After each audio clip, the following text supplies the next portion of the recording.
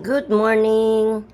Ngayong araw na ito ay kami po ay naghahanda ng aming early Thanksgiving dinner. So, nagawa po ako ngayon ng fruit salad para sa aming dessert. At ang hinalo ko po dito ay makapuno string, may nata di coco po din akong nilagay dyan.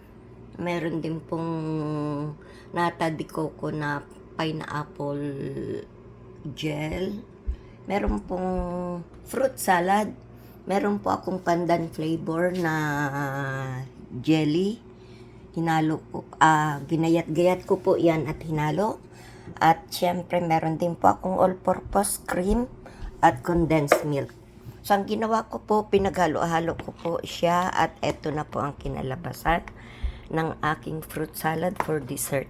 So I'll see you later para sa aming pagluluto ng ibang aming ihahanda for our Thanksgiving dinner. Have a good day, guys. Bye.